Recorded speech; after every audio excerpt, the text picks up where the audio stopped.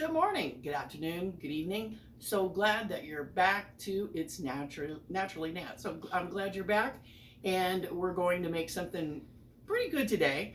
If you watched one of my shorts, you have a hint of what was in it. You might have guessed if you watched the short what it is. And if you haven't watched the short or you couldn't figure it out, it's called a Cubano. Okay? So a Cubano is a Cuban sandwich that is made, and I don't know really a lot of the history of it, but I would assume, or at least I'm making some today with Daniel, because I have leftovers. Okay, so let's get into it. What a Cubano is kind of like a pork-friendly, tangy, pickle, mustardy sandwich that I think technically comes with its own style of bread. But I didn't feel like making the old side bread, that particular kind of bread, and I happened to get some Italian bread on sale at the grocery store. It's then heated up, not in a microwave, not in an oven, but in a griddle like this. So now I guess you could use a panini press. I don't know if that would break any cultural rules, but I'm just going to show you what I do because I work with what I got. And I inherited this from Nancy, a video a long time ago that I made on summer sausage, wasn't it, Daniel? Yes, that's Summer right. sausage was dedicated to her, and I inherited this when she sadly passed. This is going to give it, and I'm heating it up because cast iron takes a while to heat up. This has these wonderful, I don't know what you'd say. Grill lines. Yeah, grill lines. And that's going to make for an interesting presentation. So you need a little bit of equipment, although you could probably do this, you know, if you had to, in something like this. This isn't going to make the fun, you know, lines on it. And the thinner type of metal like that's not going to have as good even cooking as cast iron, because that's what this is. And then I'm also going to use this to put on top of the sandwich along with this. And you might say, what is this? This is my homemade contraption. It is simply a brick from my garden that I washed and covered with foil. Now, since it's not going to be sitting actually on the sandwich, because if it did, I would have to take the tin foil off and redo it, because I just keep this with some equipment I keep actually under my kitchen table with that goes against the wall. It's not dirty or anything, but it's not fresh and clean. That's why we're putting it inside of this cast iron, because really what you want is weight, because you're going to smash it down. So basically it's a poor man's panini press. Kind of, yes, exactly. In fact, yeah, because paninis, the idea of a panini is they're always squashed, for lack of a better word, right, Daniel? Well, pressed, yeah. Yeah, pressed, okay. So let's go ahead and get started. So the other day I made a pork roast, and I made it specifically for Dan the cameraman.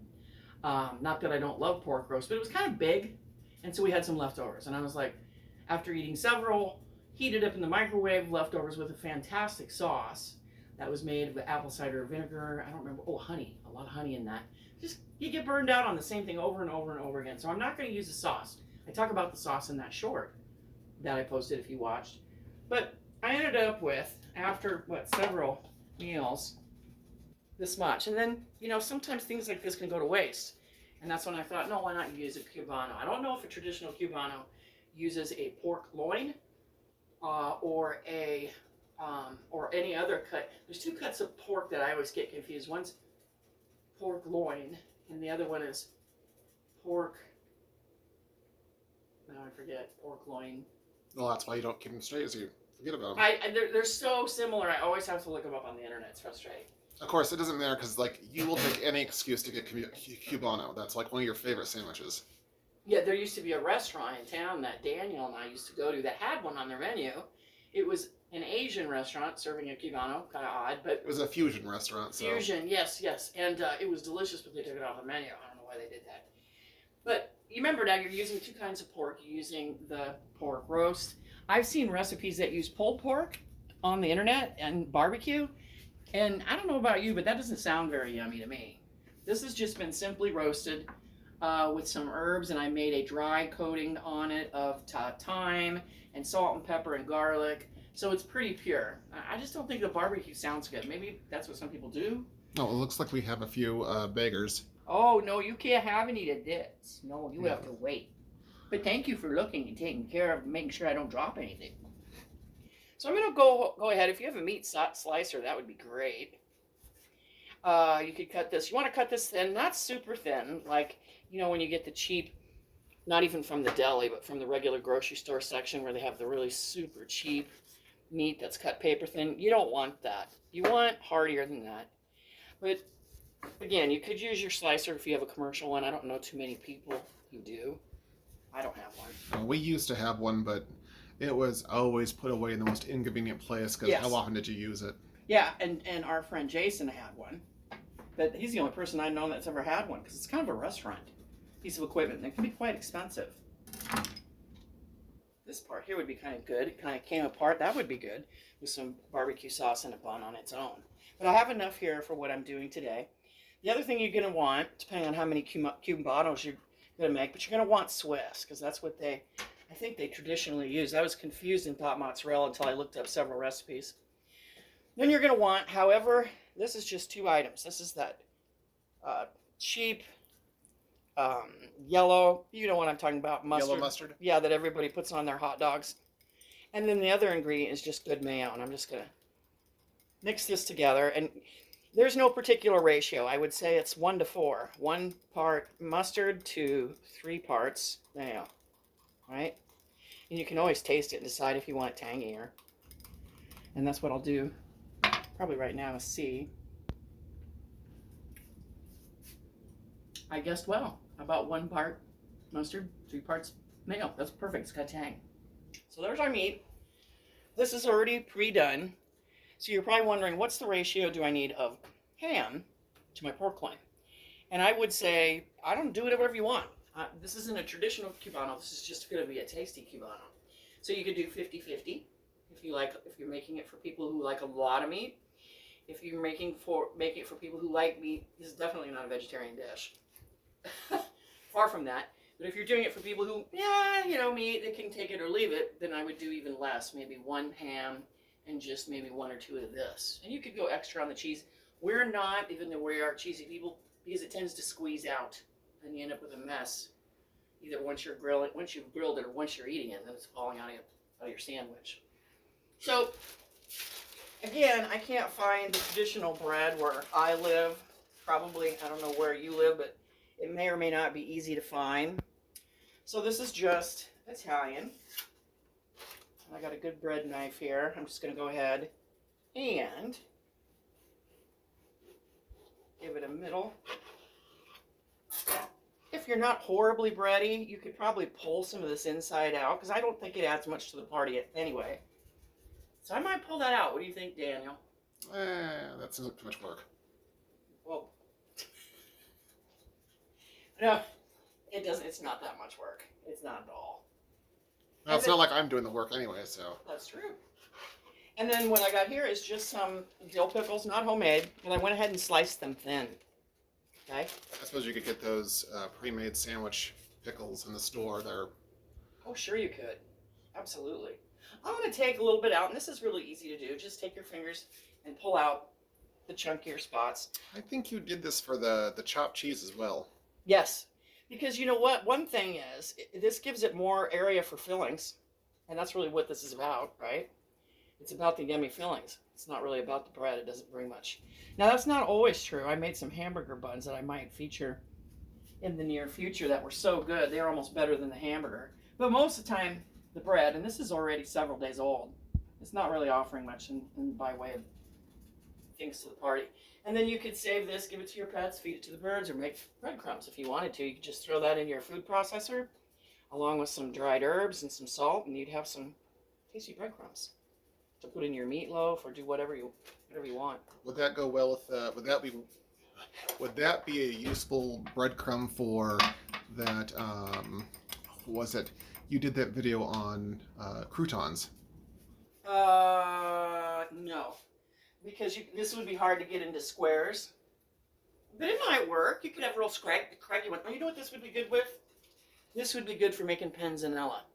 You could throw this on a sheet, put a little oil on it, throw it in the oven, let it get super crispy and dried out. Slow oven, not a high oven. Slow, like 300 degrees. And you could make panzanella out of that. That would be wonderful. But I don't know what I'll do with this. I might just give this to the birds because I'll like it. I'm going to go ahead and take my mixture and divide it amongst, I read online that a lot of people say, don't forget to do both sides because it's yummy and it sets the sandwich off. Now, I just guessed, you know, as far as how much I would need to make of the mayonnaise, mustard mixture. And it looks like I guessed pretty right because we're not going to have any left over and that's what I wanted. Take my offset spatula. Whoops. That wasn't great. Not and get it everywhere. Ooh, perfect. Perfect, perfect. Perfect.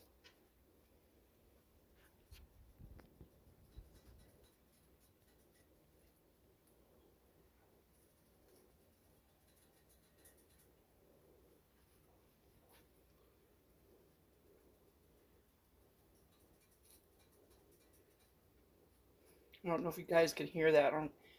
I can hear the cast iron getting hot. It's a good idea to preheat. Just don't forget you're preheating your oven. Don't get a phone call, get carried away, and forget about that.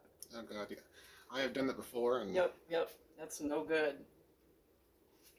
Okay, so we got that dressed up. Go ahead and layer on. This is going to be a pretty meaty sandwich. And honestly, this is way too much sandwich for me. So I already had told Daniel, be prepared to eat the rest of mine because I'll probably have only half of this and I will be stuffed. I'll take one for the team. There you go. And I would think this would heat up well. Once you've grilled it, if you have leftover, you could probably easily put it in your refrigerator and just toss it in the microwave because it's not necessarily supposed to be a crispy sandwich like, say, a grilled cheese is going to be. That's really not what we're going for here. Good dills here, though, are key in the good Cubanos. Well, Daniel, I don't know about you, Daniel. I've only had Cubanos at that place that used to have them. And they were not shy with the pickles. Because that's the acid to this sandwich. And one of the reasons why it's so good is it's a fairly acidic sandwich. Go ahead and put those tops on. A little bit of a... You get a pre-smush going there. Yep, exactly. Kind of. Now, there is also like a New Orleans style sandwich I made several years ago for BM. And it was what was it called? It was a New Orleans muffalita. I might be saying that wrong. And that's also a pressed sandwich. It has all kinds of meat on it. It has an olive salad on it. It is incredible, especially if you can get the olive salad. I can spell the word, the Italian word for it, but I can't pronounce it. It makes me want. I always want to call it. What is the sickness that you get, Daniel, when you drink water that's got like the eggs and stuff of insects in it and it's spoiled? It begins with a G. I do not know, and I don't want to. So you can write that into the comments if you know what I'm talking about. I can't pronounce that word, and it's similar in spelling. Hear that sizzle? We're going to go ahead. Now, I wanted this to get nice and hot, and believe me, it is. I'm going to turn my heat down on low, because we're not wanting to brown this like a grilled cheese. We're wanting this to get a nice, even heat. I'm going to go ahead and put my bigger cast iron here, and I'm going to push. Can you hear that? Hear that sizzle? That's just the oil. Don't worry, that's not all the cheese coming out. It's just the oil making contact with the brick. And I'm going to go ahead. I don't know about you. You probably heard this a million times on cooking shows. When you try to rush things, like a great example, grilled cheese, you never get the crust you want and it doesn't get the way you want, or you burn it. You got to take your time. So I got the heat down lowered because it's good and hot. I'm going to set the timer, I think, for 3 minutes. And we're going to, at that time, I'm going to kind of just apply a little bit of pressure. And then we'll take a look at it underneath. And then we'll, if it's ready, we'll flip and do the other side. So we'll be right back in a little bit. Okay, we're back. I gave this not just a full 3 minutes. I added a last minute. In fact, it just went off. And I kind of applied a little pressure like this, okay? And I think it's going to be pretty good. It's going to be going to have little. When you're doing this, be careful with your hands if you got shy hands when it comes to heat. See that? Oh yeah. That's what you want. You don't want it burned. You want it like that. And you added the time because the sandwich wasn't warm inside, you said? It wasn't as warm as I would like it, but that is fine because you know what you can do. You got your crisp on here already, right? I'm going to set my timer for 4 minutes. 1, 2, 3, 4. Since this is a sandwich that isn't supposed to necessarily be super crispy crunchy, you're just getting those lovely grill marks, and you're getting the pressure from what I'm doing with my hands and with the brick and the cast iron. If it's a little cool in the center and you want it a little hotter and a little cheese pull, absolutely fine to put these in your microwave and use a low power right before serving. You know, low power on my microwave, that's like 40, 50, and then maybe a minute, and that'll get that center nice and hot without risking burning. So you don't want to burn your bread just to get a nice cheese pull and warm up the meat. So you don't want to do that. That won't harm anything, and that won't make your bread get rubbery. You just want to go low and slow on the power, and not much time, right? If you run your microwave a lot, and most people do, that's easy enough to do. If you don't have a microwave, you could easily have your oven preheated to 300, and you could just throw these in there on a cookie sheet for 5 minutes, and then that would do it too. Might make the outside a little drier and harder than you want, but that's an option if you don't have a microwave. One thing that I thought would be really good with these, and so Daniel and I got some, is we got some kettle brand chips. Any kind will do. This particular kind, which we opened it up and had a bite to see if it would be a good fit, and it was, is a honey Dijon, okay? And we thought that would be especially good because there's not Dijon in the sandwich. It's that cheap stuff you put on hot dogs, mustard. But we thought it would be a good compliment, and it sure tasted good. Daniel had some pork and some chips at the same time and thought it was pretty good. So I would recommend that as a side dish if you're wondering what else to serve with this.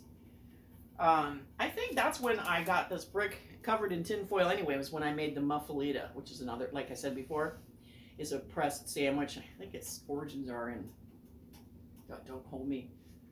If anybody has a different answer, go ahead and tell me, but I think that came from New Orleans. I could be wrong. So leave me a comment in the comments if I have that wrong, but I think that's where that sandwich originated. And of course, as you know, if you've ever been in New Orleans, that is a foodie's paradise, right? And a music lover's paradise too. I've never been there, but it's on my bucket list to do someday. So I got about 1:37 left. I'm gonna just give a little peek-see. You're not hurting anything if you look and do a little peek-see. Oh yeah, I can tell. It's getting there. And I'm pretty sure I can tell. Oh yeah, this probably isn't even gonna need a couple seconds in the microwave because it's gonna be hot, right? Now, if you got one of these, I talked about this knife. I got this for my birthday, I think it was, a few years ago from BM. This is a really good knife for cutting bread, and that's what really all you cut with this, other than tomatoes. But it's great for this because it won't tear up the bread. No, this might freak some people out, but this was about $100. But nobody likes crappy bread that's all torn and looks like this for a sandwich. That's not what you want to go for. This is good for cutting it. But if you have a really sharp chef's knife, you've seen me use this for years. This is also a really, really, really good quality knife. This is it's either Swiss or German, I can't remember. This would also do, it'll just push your cut marks down tighter, which you may want that. That might be great, actually, come to think of it, since the sandwich is pressed. But if you don't, you want a nice, clean line, this is the one you want to do.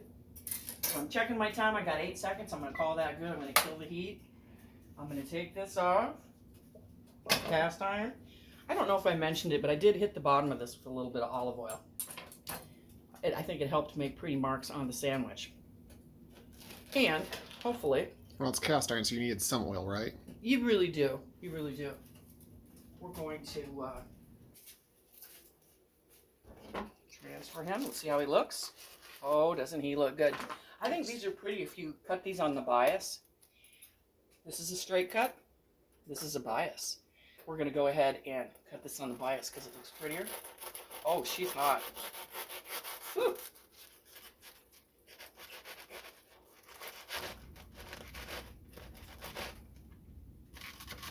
There we go.